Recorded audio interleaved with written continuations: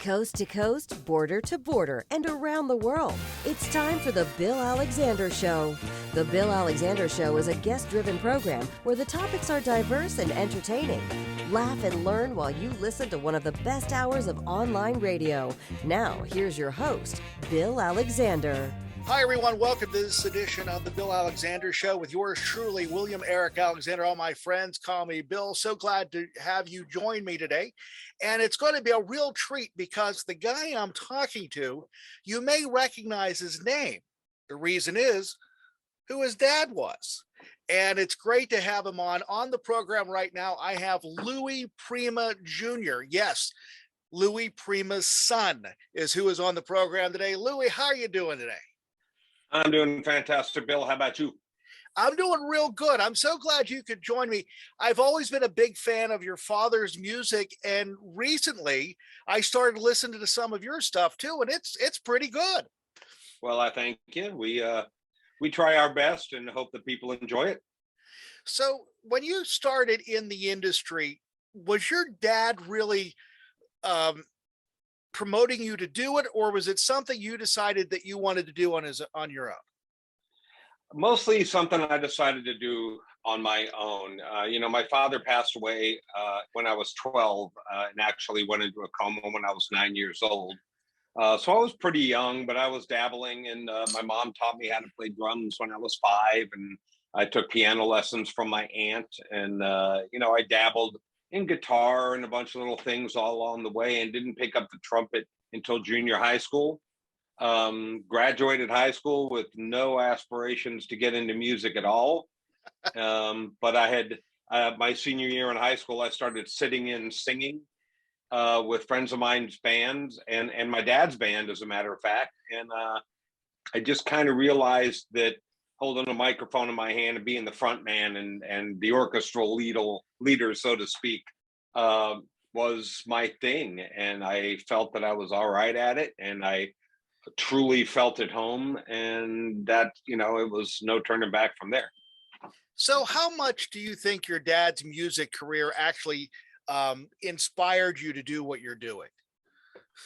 Look, being able to see him on stage as many times as I did throughout my young life, it really gave you a sense of what entertainment was supposed to be. So I feel like, I was influenced in a good way on how you're supposed to conduct a show. What is a show supposed to be? What is music supposed to be? It's supposed to be life, laughter, uplifting. And, when I started getting the music, rock and roll as a young man, the influence my father had on my peers at the time was phenomenal. And I mean, even to this day, you run into acts that are just starting out. I mean, look, if you go back in Lady Gaga's Twitter feed, she's listening to Louis Prima backstage, and I've had some really neat conversations with some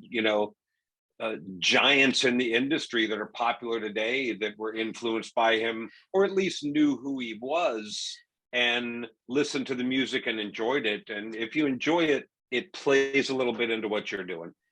So when you were a kid, like I said before we started, you're about a year older than I am, almost to the day. And what's interesting is when you heard David Lee Roth do Just a Gigolo and I Ain't Got Nobody, which was your dad's songs, what went through your mind as a young child or an early teen going, wait a minute, my dad's music is now considered rock and roll? What's going on here? I always knew he was rock and roll. Look, you listen to some of his stuff in the 30s, man, the Small Combo when he first started out. If that's not the roots of rock and roll, I don't know what is. Look, David Lee Roth did a phenomenal job with that song. I mean, it is pretty much verbatim. Mm-hmm. And the one thing about David Lee Roth and that album, that solo album he put out, it was a lot of having fun and I think making fun of himself along the way. And that is what my father was brilliant at. Which, the song Just a Gigolo and I Ain't Got Nobody. I mean, Just a Gigolo is one of the saddest songs in the world. Yes. And my father just made a mockery of it and just had fun with it. And, at that time, no better person than David Lee Roth. He did a great job. He gave credit where credit was due. Every interview he did. And, as a kid, the first time you hear it, you go, whoa, Yeah. And because back then it was radio, you weren't notified to people. You're not notified people are redoing your song if you're an artist. So there was no notification, and it came out, and it was a joy because it was done well. Mhm. So the other thing is too, and I look at this in 1967, your dad was in a Disney film, and Oh he yeah, was yeah. King Louis in that film. You would have been what, 2 years old at the time? Just about. Yep. Did you grow up thinking, wait a minute, my dad's in a cartoon? What is going on here, people? Because You to me, know, that would be amazing to be able to say, hey, there's my dad, and it lives with you forever because it's always going to be there. I don't know the exact release date. I don't know if I was 3, but it is one of my first memories. You don't remember a lot before like 4 or 5 years old. One of my earliest memories is we had a theater in Las Vegas. We were living in Las Vegas at the time. It was called the Centorama. It was a big dome theater, with a little prism roof. And I remember sitting and sitting next to my father, and you look up at the screen, and when King Louis came on, Yeah. I remember looking at the screen and looking at my dad and looking at the screen and looking at my dad and trying to figure out how that happened. And as a young kid, it was neat, that because my father did the Flintstones. Yes. If you go into deep dives and things like that, and I think it kept him relevant, and I think it pays homage to him doing things like that is a credit to who he was 50 years into his career. That he was able to be a main figure in a mainstream popular event. And I dug it. I dig it to this day. I've got so many stories about that movie. It's a lot of fun. Well, when I look back at it, and the stuff I know of your dad is when he was performing, because a lot of it's on YouTube right now, but with Keely Smith and the old Yes. black magic and the stuff like that he did. When he started out, was he that type, that style, or what we're seeing in the 60s and early 70s? Is that what he evolved into? That was his style. Okay. He grew up. A lot of people make assimilation between him and Louis Armstrong, and in the same breath, they will say that Louis Prima emulated Louis Armstrong. But if you go back, they grew up on the same streets. They learned from the same street musicians in New Orleans. You've got to remember, this is, my father was born in 1910. His first band he had when he was 14. Okay. So we're talking 1924. The street musicians and the way of life back then was really kind of shaped New Orleans the way it was. And anybody that came out of there was influenced by it. They grew up on the same streets. And my father actually had problems in his career because of who he was. Famously, he was fired from the pit orchestra at the Sanger Theater because he played too brash and too boisterous. Depending on who you believe, he told the director, "You're going to regret firing me because I'm going to be the biggest person on the planet one day." And when he, like I said, when he went to Guy Lombardo, took him to New York to give him his big start in the 30s. And he actually went to Chicago and recorded his first couple of albums. I believe it's 34, 35 or 34, 36. And you can hear the roots of Bugs Bunny soundtracks, Looney Tunes soundtracks in the music. You can hear the style, and just because of the way they recorded back there, you can really hear them jumping around and having a good time.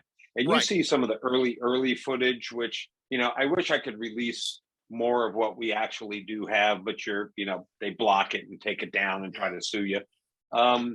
But he was bigger than life and a showman. And jazz music, jazz music doesn't have room for the showman. So I mean, that's who he was back then. He carried that through the big band era. He carried that through the early days in Vegas with Keeley. He carried that through, my mother joined the band in '62, and he carried it on into the '70s when he was, getting ill, and it was probably a struggle for him to jump around on stage, but he couldn't sit still. Rock and roll was in his blood. Elvis Presley, they asked him where you got your wiggle, and he said Louis Prima. Okay. So, so with all this happening, and with your dad, and now looking at your music, and the older I get, the more difficult is it to say, because I saw something today online where someone said, when I think of 20 years ago or 30 years ago, I think of 1970, but actually it's 1992. Exactly. So when you think about it, you have the name Louis Prima. Do people recognize you or recognize your father through you? Or if we gotten so far removed from that time period that they really don't know who he is until you explain it or until you start performing? It is a little bit of both. We have the most unique demographic that I've ever seen in music. I mean, it's straight across the board from the 25 age bracket, 25 to 32, I think it is, up to 100. It stays flat.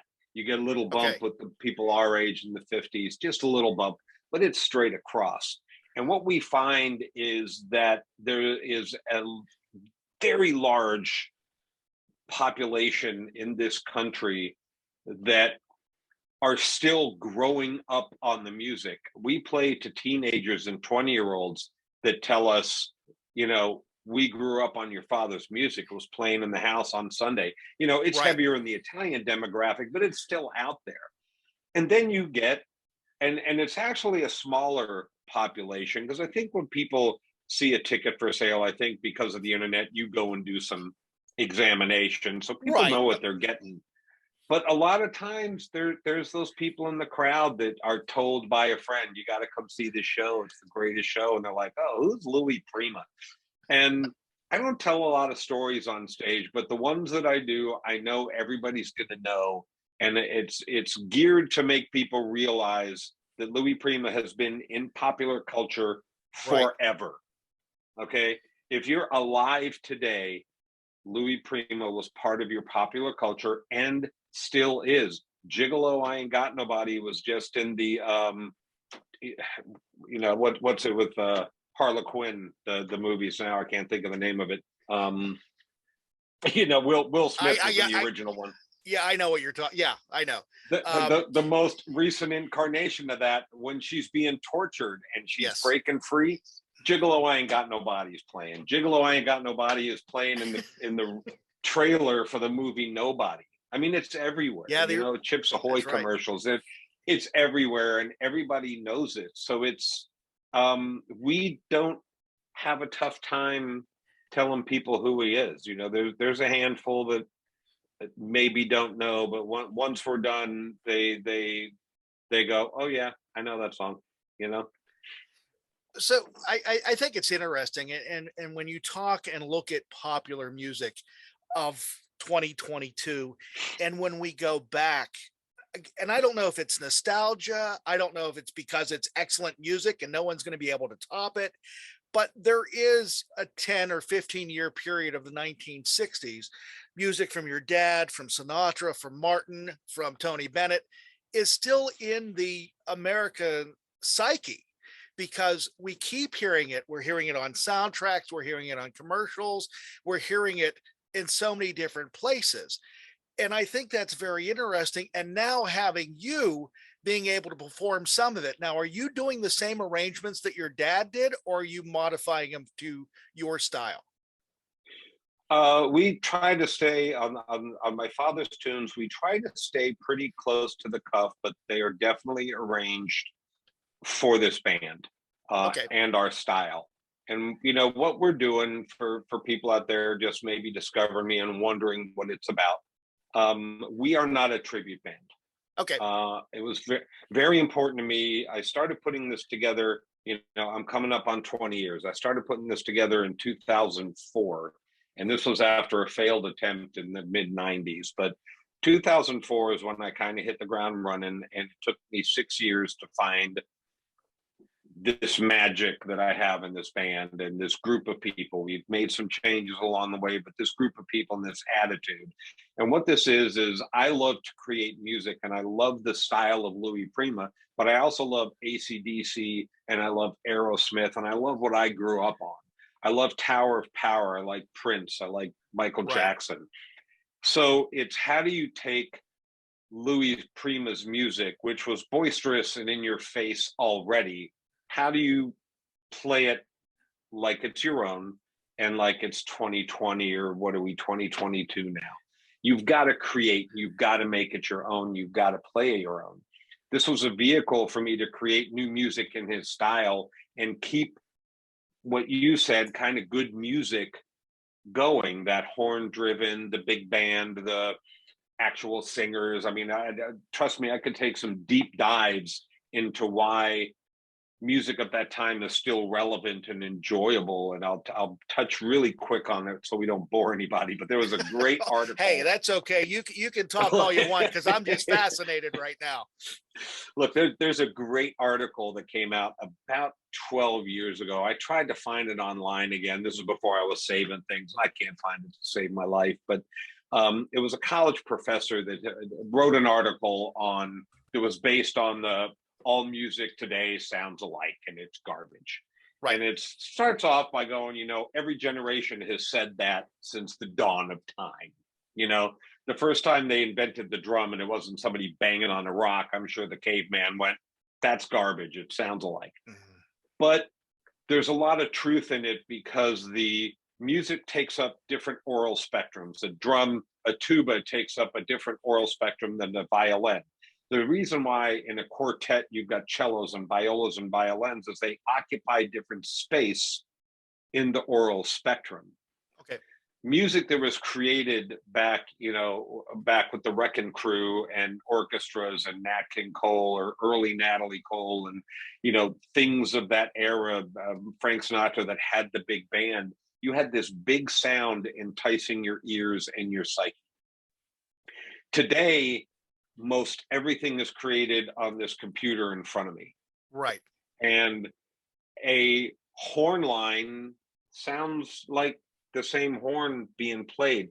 It occupies only this much of the aural spectrum instead of this wide range. And it isn't as exciting. The other problem is most music today is written by like 4 or 5 people. Yeah. No new ideas. So that's why when you hear Kicking Ahead from, Tony Bennett, or I'm sorry, Dean Martin, when you hear that song and that arrangement, it kicks you and it lifts you up. And that's why those things stay there. There's not a lot of music the past 20 years that is staying there. Once it's gone, it's gone. A few months ago, and I don't know if you can see it behind me, but I spoke to Dina Martin, Dean's daughter. Did you? And she pretty much said the same thing, because that's why people are able to gravitate to it. Not only because, especially the older ones, they remember it, but it's still good music. And like me right now, and I'm trying to get my kids, I have 3 kids, one 22, one soon to be 18, and one 14. I have all vinyl in the house. I don't have, I got rid of that stuff. I want to go vinyl. I got turntable, everything. The kids are listening to it too, because they're listening to a different sound. It's a warmth and everything else. Yes, so absolutely. We're able to reintroduce that to the kids. Now, the interesting thing is I have like I said, 22-year-old son, and I have a 14-year-old daughter, and they are both in their high school band. My son played in the high school jazz band. Right. Which is interesting, because you don't hear mainstream jazz anymore. Or if you do, it's being compartmentalized on the internet. And these kids don't understand that there is a market for this stuff. Now, when we start hearing what you're doing, this swing, this if you want to call it big band, whatever you want to call it, it's like, wow, these guys are still performing this stuff and they're still drawing crowds, which is amazing to me that these people are still flocking. And like you said, you have them from teenagers all the way up to the late 80s, early 90s, whatever it may be, which is amazing. Look, one of the things that we hear a lot, and it is a testament to my band, is number one, each member of my band is a solo artist and performer in their own right and should be by themselves on stage. It was like that was one of the things I targeted. I wanted guys, number one, be a brilliant musician. Number two, know what you're doing on stage and have fun, entertain. Don't look at we don't have charts on stage. I don't use set lists. We play off the crowd. Okay. Some crowds want to hear more Prima. Some crowds want to hear more me. Some crowds want to hear the other stuff that we do, because we take popular songs and twist them up and just have fun with them. And one of the things that happens, and we hear a lot, is that people kind of forgot that you can play actual music and put on a show. Mm-hmm. A lot of what happens today on tours and live shows, there's no band anymore. There's no live performance anymore. Right. We all know it's tracks. We all know it's trickery. We all know it's pre-recorded, but it has 50 dancers on stage and these giant props and this huge light show. You're right. So you are visually stimulated as well. We do it all without the trickery. It's just us, some lights, my brilliant sound man, and go. And people come up to us all the time and go, how do you do that? Because if you've seen the videos, it doesn't really capture 2 hours of us running around on stage like it's a marathon and playing. And people come up and it was like a freight train. How do you guys do that every day? How? Because we love it. And we're having fun. And that's what's really amazing to me, that you're taking songs, and I can't say of today, but of the 80s and the 90s, and you're putting a brass section behind it, and you're doing this, and you're making it with we'll say a swing sound to it. And I'm going, hey, this is pretty good. I mean, I would have never thought of it, but this is pretty good. But that's the good thing about it, is you don't have to like my music. You don't have to like Louis Prima music, or have liked it. You don't have to like the songs that we play in their original incarnation. It's the fun that we have with it and the enjoyment playing it loud and proud, so to speak, brings to you. When we're having fun, there's nothing worse than going to see a band and they just stand there and it's boring. I just had this conversation the other day. I won't mention the artist we were talking about, but it was like, good Lord, people love your music and you're standing up there like they owe you something. No, right. No. Get up there and entertain and have fun with it, man. There are so many people that can play music. We are the fortunate ones and the blessed ones that get to do this for a living and don't abuse it. And the crowd appreciates that, man. And they love the style. They love them. We pull out some obscure music and play it, and people go, wow, I didn't even know you could do that in that vein, and it's and that's what makes it fun for us and challenging for us. It's the you've got to make it entertaining start to finish, especially on the level that we're doing it. Look, I'm not Lady Gaga. I'm never going to be Lady Gaga. That time has passed for me. I had that chance in rock and roll, didn't happen. Now, how do I keep myself going on this plane? And that's be the best we can possibly be and different than anything you're going to see. So I was going through the videos and I'm going, wait a minute, this name jumps out at me. And my audience, I also, to let you know this, I do an oldies show on Sunday nights. I do a deep cut oldies program. And actually some of your dad's music has been on it. Right on Sunday nights, and then I'm on during the week on the same station that I do more classic hits. but Right. the name jumped out at me, and I'm going, "Hey man, wait a minute! I know this guy from the Stray Cats." And then all of a sudden, he went into a big band swing era, and I'm talking about Brian Setzer. You actually did a set with him, and you did "Jump, Jive, and Wail," which is on YouTube right now. How Yeah. was that to perform with him? Look, we crossed paths back in the rock and roll days, long, long, long time ago. But the girl that was singing with us at the time, I actually found her um, because the Brian Setzer Orchestra was doing the Sunday football broadcast right before Christmas, and she was one of his vixens, one of his background singers. So we had flown out. We were on tour without her and had like 3 days off, and we were in New Jersey, and they were playing at the Red Bank Theater in New Jersey, in Red Bank, the Count Basie Theater, and we were going to go surprise Leslie and show up for the show. We showed up, and she was like, Brian wants to know if you want to sit in and do a song, and I was like, absolutely, and look, I was a fan of Brian back then. I I got to see the swing scene start up again with the Big Bad Voodoo Daddy and with Royal Crown Review Right. and some of them cats that were doing it earlier. I was really good friends with Royal Crown Review at the time. I still had long hair and was doing rock and roll. And I was privy to the fact that Brian Setzer was shifting gears and going to put the orchestra together. I didn't know he was going to do Jump, Jive, and Wail, which he did. But when you're doing something well and it's something I enjoy, absolutely, I'm going to get up on stage and have some fun. And he, modestly, I'll tell you that he was a little shocked that I actually knew what I was doing. I guess he had some bad experiences with a couple people that had sat in, somebody else's offspring or whatever the story was. Right. And we just had a blast, and he is such a sweetheart. Both him and his wife, and it was a joy for me to do. And you know what, the crowd, I mean, they always light up for that song anyway when he plays it, but the crowd went kind of nuts because we were still in, and I'm still in the mode of people still finding us and don't know that I'm out here.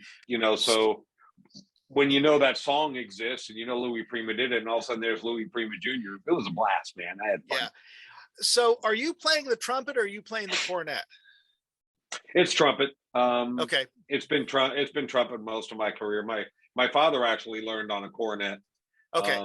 He was classically trained on the violin, and my uncle Leon, was playing the trumpet and was actually starting to work as a jazz musician down in New Orleans. My dad didn't think the violin was cool and stole my Uncle Leon's practice cornet and taught himself how to play. But I played cornet on a couple pieces in high school just because I had one. Okay. But it's been trumpet. So, I mean,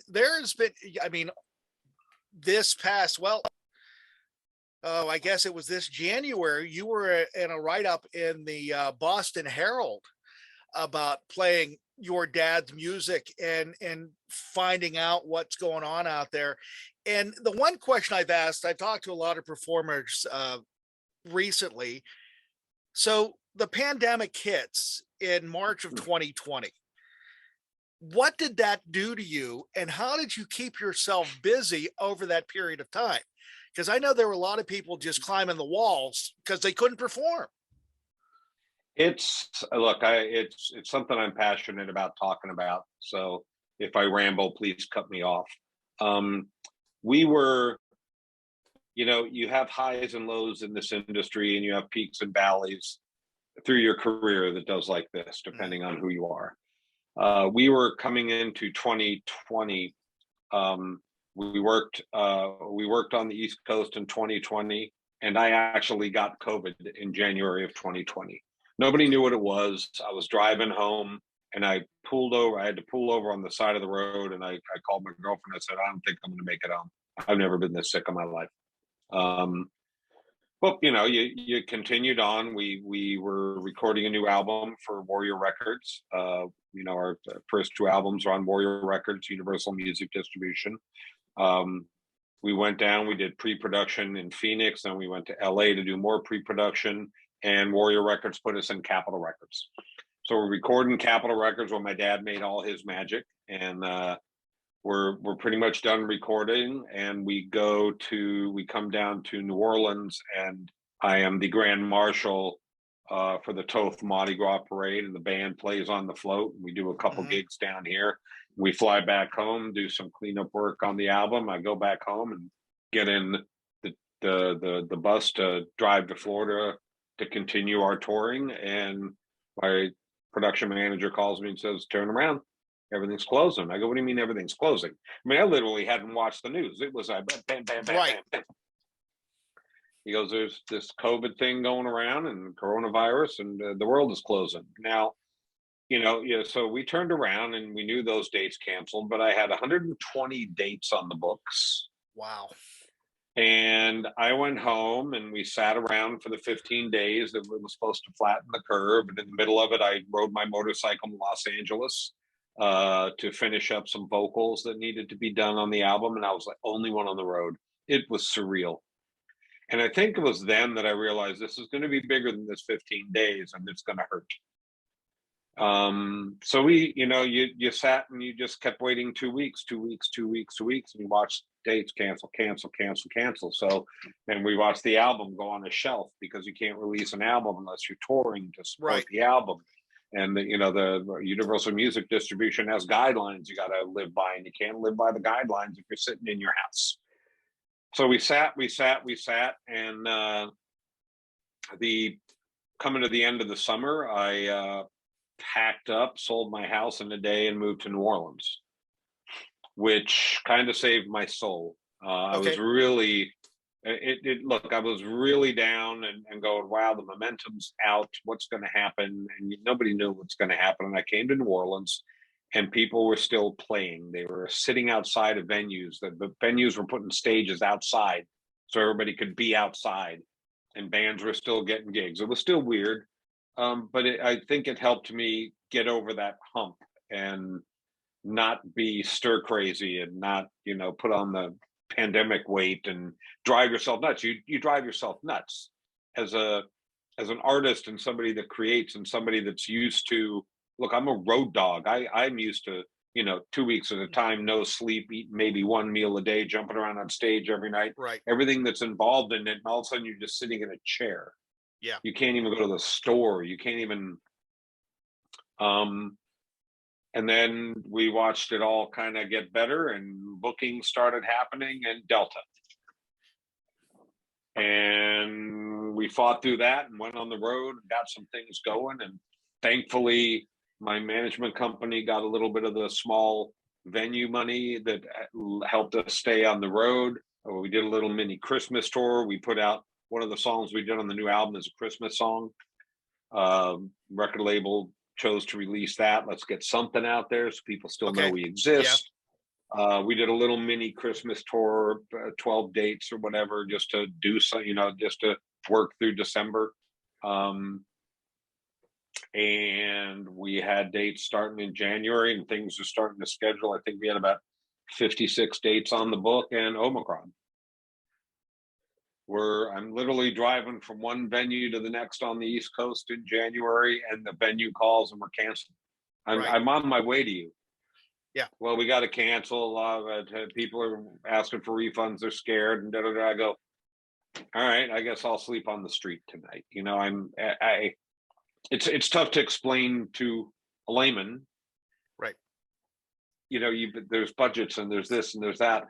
And then all of our work in February and March, 70% of it canceled because of Omicron, and we're still dealing with it today. And it's rough. It makes you crazy. It hurts. It's lonely, even though you've got family.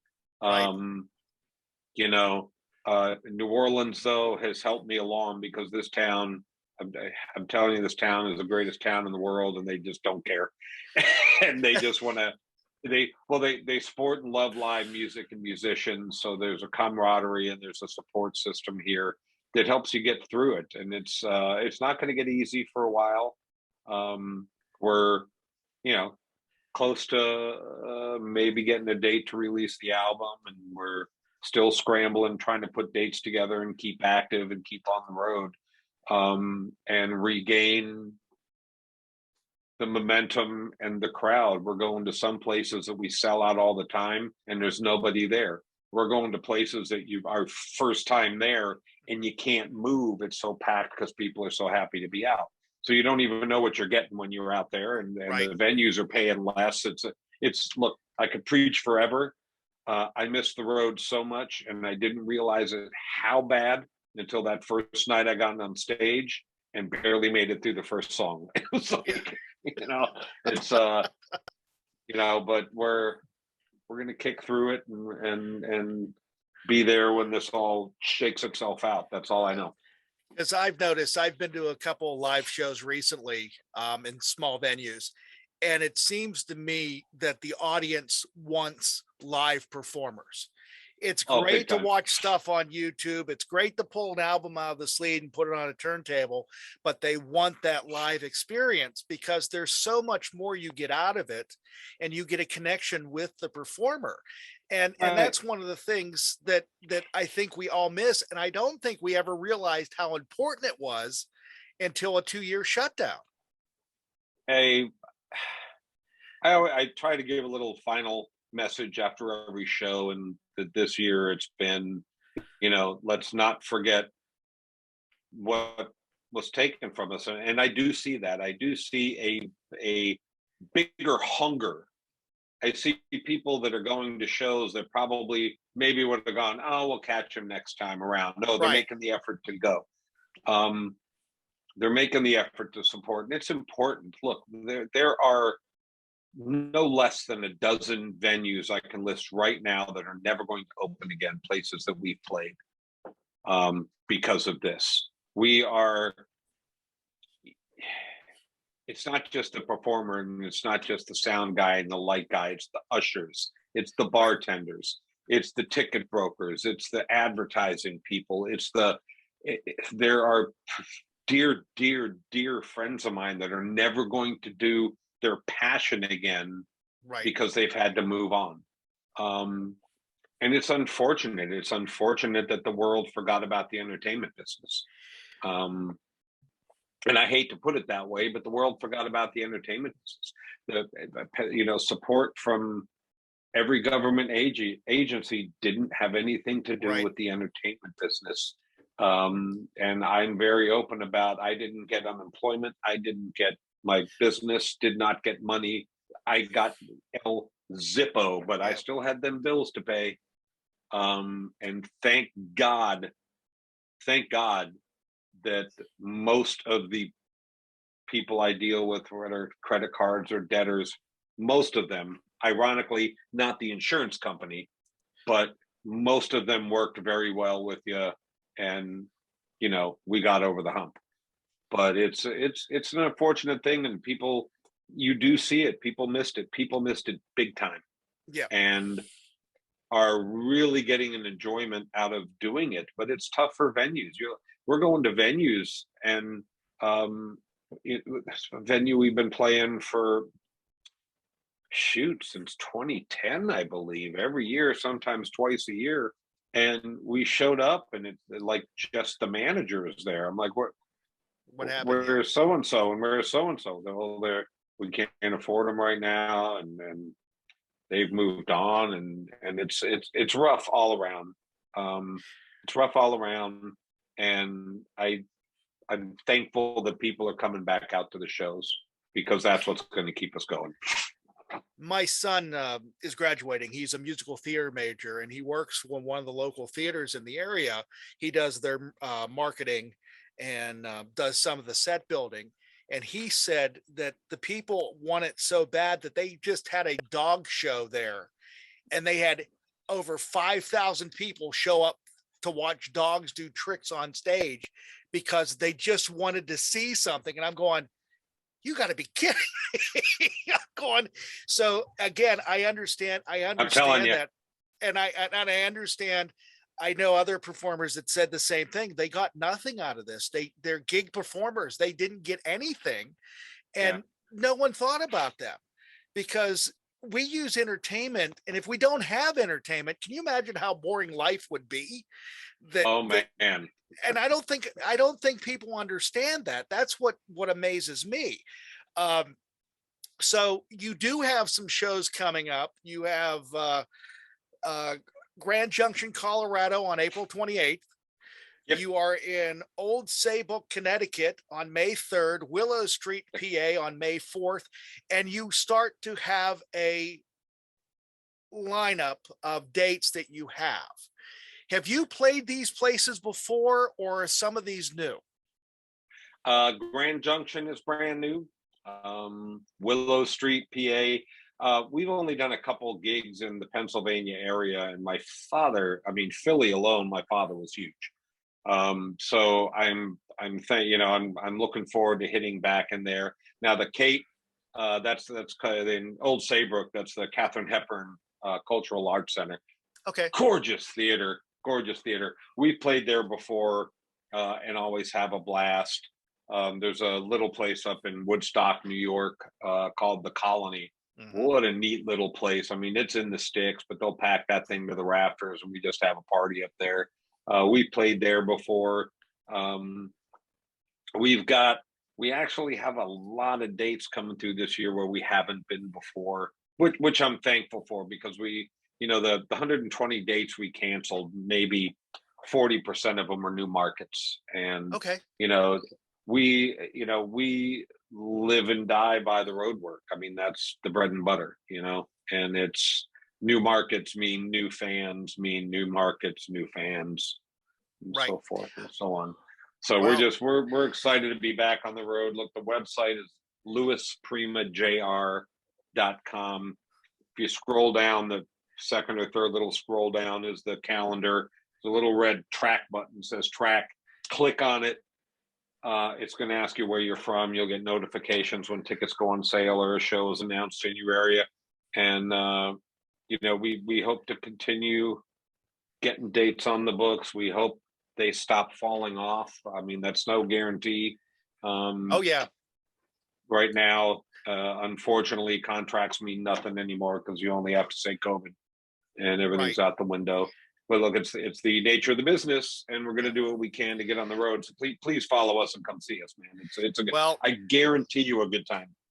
Well, I will say this, because I'm looking at it, and I'm located in Western Pennsylvania. I'm actually located between Pittsburgh and Morgantown, West Virginia, and you have no Right on. shows in this area. However, I am going to be making a phone call tomorrow to the theater that my son works at and say, you have to bring this guy in, because I've seen his stuff on the website, talk to you. And I mean, you are amazing. I mean, it just I just appreciate it. bringing I you in to appreciate be it. able to do that and perform the way that you do. And again, you're doing a 2-hour show. And from what I've seen online, I can't see how you keep that energy up for 2 hours. That Look, has to be tough. it's because it's fun. Look, it's not as easy today as it was 2 years ago, but we're getting there. And everybody's an entertainer. We're just having fun. We're having a blast. It's everybody in the show, everybody on stage shines Mhm. for their moments in the show. It's a band. I'm not the monkey in front of the organ grinder. This is a band. We function as a band. We perform as a band. And our when you do those 12 nights in a row, 11 different cities, on that 10th night, the bus trip to the next city is dead quiet from 5 minutes into the trip. But we get up every night and get on that stage and do it, because that's what we do. And it's fun for us. We truly are having a good time. And there's nothing that I like better. And the reason I get on stage is because I get such a pure joy out of seeing people enjoy themselves. I love trying to find that one person in the crowd that's a skeptic or is having a bad Right. day, and they are. You can tell they are, and my goal is to make them have a good time by the end of the show. And you know what, the disappointed ones are so few and far between. I'm thankful. you know So um you mentioned earlier that you tried this before and it didn't work. Why do you think it worked now? The focus. When I started doing this in '95, I was coming out of rock and roll with a very heavy frustration level with the business of music, Okay. not being on stage, not music itself, the business of music. It can beat you up. And back then, um, by the end of the rock career, it was that I we were doing all the management ourselves and stuff, so it just weighed on me. And I was starting a family, and I put it together to stay in Las Vegas and be in the lounges. Okay. Um, and I learned rather quickly what I think I knew all along is that the entertainment was dead in Vegas by then. And getting work was difficult, and had I had my heart been into it more, I probably could have survived it and stayed playing, but I'm thankful it wasn't. I'm thankful that incarnation of the band fell apart because it just wasn't the right thing. Right. It just, it wouldn't be what it is today. Um, and it's survived today because of the focus I've had to begin with, which was find people that believed in me, management, agents, record label, um, which we've done. I've got a great management team, been with them since '08, I believe, '07, '08. Um, we found Warrior Records in 2011 when we recorded our first album, and that is the greatest organization to work for. Jim Irvin, the president, is a brilliant mind, a kind soul, and just a genius in the studio, and so easy to work with. And who the hell thinks you're going to get a record deal at 45? But it happens. um, don't give up, kids. Yeah.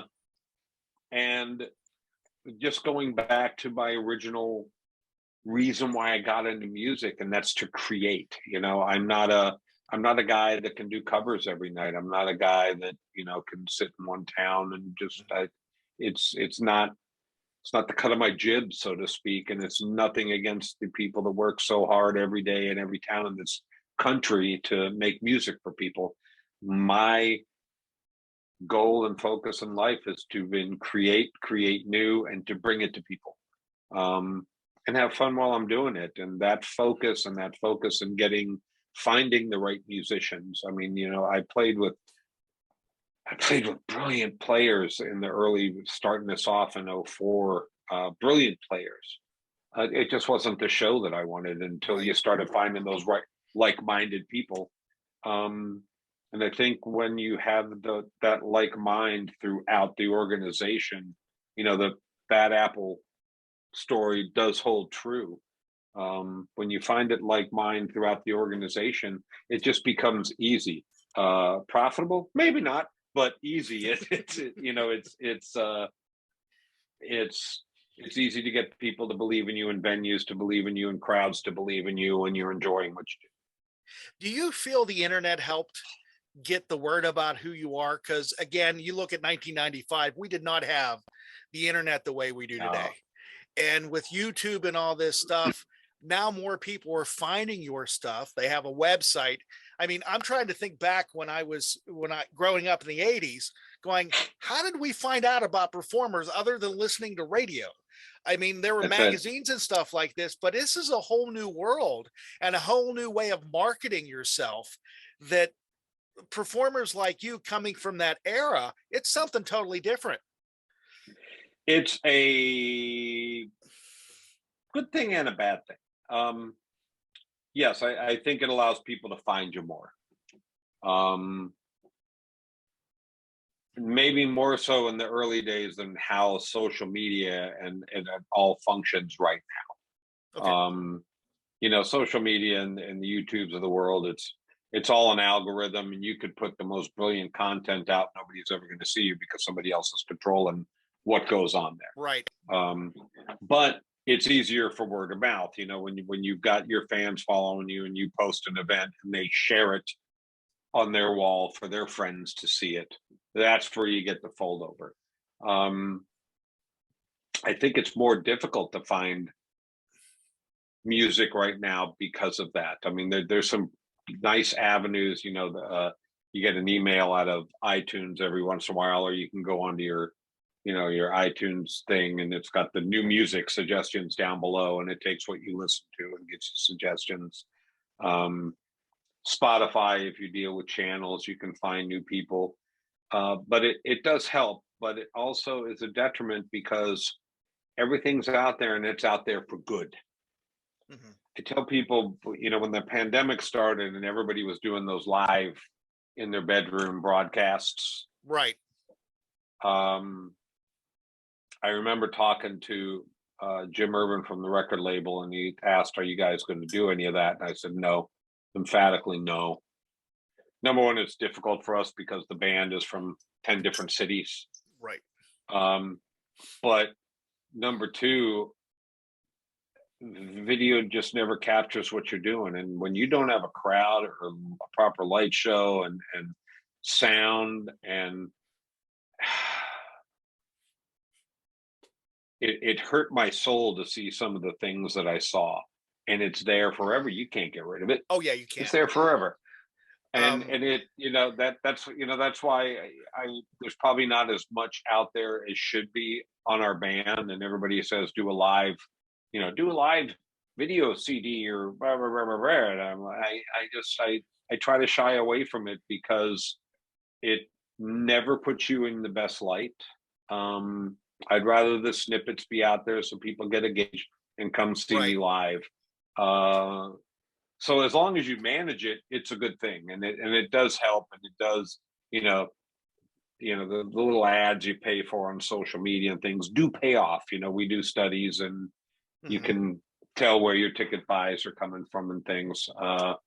And I'm thankful for it. I mean, look, it's brought the world closer and has driven us apart. But your stuff that you're putting out now, you said did the album come out, the last one you worked on, or are they still holding it back until you can tour? Still sitting there. We have not finished mixing it yet. Okay. We did our second album, Blow. We mixed it over the internet, which I didn't know you could do up until we did that in whenever that was, 2014, 15. And we're doing this one the same way, but we're just kind of doing it slowly. Okay. It bounces between me and Jim for the mixing. And we're still waiting for the powers that be to be comfortable enough that releasing it and it's a costly venture to put something out. I'm not, and we're beholden to the practices and procedures at Universal Music. So we hope to have a definitive date soon. In the meantime, we wait. Because I'm looking at the stuff, and I know you have stuff on iTunes and you have it on Spotify, but do you have anything on vinyl, are you looking at doing it on vinyl? Because for some reason, it seems like this is becoming popular again, that people want to be able to touch it, read it, the liner notes and all this stuff. I'm going, wait a minute. What goes around comes around, I guess. We've been trying to talk the label we've had many conversations about doing it. I think there's a better chance on doing it on this new album, which may allow us to go back and do the other two. It boils down to a cost versus profit type of thing.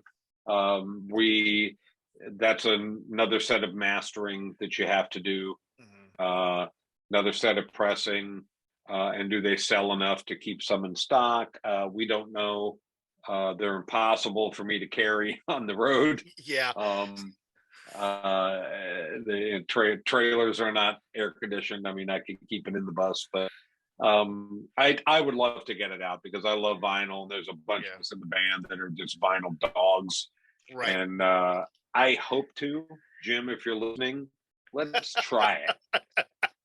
Let's try I'll buy one. Just let me know when it comes out. Before I let you go, Louis, is there one song of your father's that you like more than anything else and you like to perform more than anything else? That is so tough to say. It changes nightly. Look, if I didn't do Gigolo and Jump Drive a Whale every night, they'd boo me off the stage. Right. So those are the constants. Italian communities, if I don't do Angelina Zuma Zuma, they're going to boo me off the stage. I've always enjoyed, he did a medley of Them Their Eyes, Old Man River. It's on an album called King of Clubs. Phenomenal arrangement, phenomenal song. Love playing it. We don't play it much anymore. It's just kind of out of there's so many, we've got 90 songs in our repertoire. How do you pick? I've always loved doing, and we haven't done it in a while just because I'm not a slow song type of guy, but I've always loved his version of I'm Confessing. It's on the, what is that? Strictly Prima? What's the album? Anyway, gorgeous song, an amazing trumpet solo, and I try to do my best to play that solo like he did because it's just gorgeous. And that's probably got to be one of my favorite, just because it's an emotional song for me. Right. It's got story behind it and stuff, but as for the other ones, it floats, man. It floats around. I'm sure with this new album coming out, we've got one Prima song that's on it, and it's a surprise, and it may or may not be a duet with my dad due to the magic of the internet. And I'm sure when that comes out, and we put that back into the set, that's going to turn back into a fun song. So it may or may not be a duet with your dad, but look, when you put it out, and this goes through my mind because, again, Dina Martin did one with her dad, and with Dean, and Nancy Sinatra did one with Frank, and Natalie Cole did one with Nat King Cole, and we can go through all these. Now you're doing one maybe with your dad. Would there be a music video put out with it of showing you and your dad together? Because I think that would be so unique that we would be, and again, I think if you doing one with your dad would put your dad in the limelight once again. That would just be amazing to get that music back out to another generation. So we put That's My Home on the album Blow as a duet with my dad. I sing with him, and we trade back and forth on trumpet. It was always tough to do it with my father's songs, though, because he didn't track his music. Right. So it's next to impossible to isolate that vocal or whatever you're trying to do. We were fortunate enough to strike up a great relationship with Capitol Records that allowed us, with Universal Music, allowed us to license to be able to use one of the tracks. And that was the one, That's My Home, that we felt was the cleanest Prima vocal. That we just put it out there for something neat. The one we're doing, and I say may or may not be because it's I don't know if we have full permission yet, because all the powers that be went on vacation for 2.5 years now.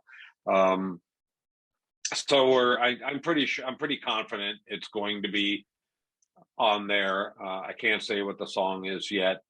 It is one of his top 5 most popular. Okay. I'll give you that. And there are a couple different plans for music video wise.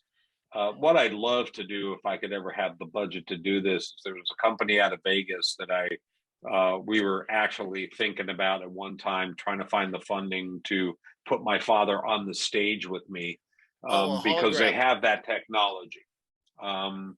It ain't cheap, but I'm telling you, I went to their warehouse and got on this stage with this cartoon band. And I swear, standing on stage, it felt like you were there with these fake people. So I would love to, there's a couple things that we're going to do that include my father in the video. We got a couple different ideas that we'll probably do both. And who knows, maybe we'll, maybe some investor will step forward, or the company will go, hey, this is a neat opportunity. Let's make it happen. Now, I know that this is for the future, because this popped in my mind when we were talking. Have you ever thought about doing one with your mother and dad and record the three of you together? Because that would be unique in itself. That would probably end up being something that would happen on the third album. It's been baby steps. We weren't going to do it on this album, and Jim came to see us at a show in Los Angeles, and we did the song that we recorded. Right. And when we were and it's one of the ones that's just randomly in the show. It's never in the show on any kind of steady basis. And when we started talking about song selection, and we presented him with songs that we wrote and things, he was like, I want you to do this, and we're going to do it. And I just think it's a fun song. And then when we got in the studio and we're setting up to start working on that song, and he's messing around and you can hear my dad's tracks, and it was like, oh no. All right, I guess we're going there. And we took it a step further. This one is my sax player Marco Paulos gets to trade sax licks with Sammy Terry as well. Wow. That's and the latter part of the song is a bit of the entire both bands, so it's a lot of fun. Let me tell you something. When I first heard it, when I first got the tracks to when you're starting to mix, you got to pan music. Nobody's going to understand what I'm talking about. You've got where's that instrument going to be placed here and there, and we go back and forth. And the first time I heard it, I mean I was loaded with chills. It was a good time, and I can't wait for it to come out. It's going to be I think it's going to be a favorite of a lot of people. Well, Louis, thank you very much. When the album's released, I'd love to have you back on again. This was fantastic. Absolutely. I had a great time. I mean, I really did. And I thank you very much for taking part in the program today. And wish you the best of luck getting back out on the road again. And hopefully you'll be able to do a full concert tour this year instead of being interrupted again. I hope so. Thank you so much for having me. It's been a pleasure. I mean, I couldn't tell I do like to talk. I'd love to. I'd love to come back and do it again once the album comes out. And just please everybody, LouisPrimaJR.com. Find me on social media and follow the band and give us a listen and take a chance, man. Come see a live show. You will not be disappointed. I promise you. Well, Louis, thank you very much, and you have a great rest of your day. You too. God bless, man. Well, that was a blast. Thank you very much to Louis Prima Jr. for joining me today. Had a wonderful time talking about his dad and his career and the upcoming album with the surprise that may be happening too. So anyways, guys, thank you very much for joining me here on the Bill Alexander Show, and we'll talk to you next time. Thank you for listening to The Bill Alexander Show. The Bill Alexander Show is a $1 Million Baby production. For more information, go to thebillalexandershow.com.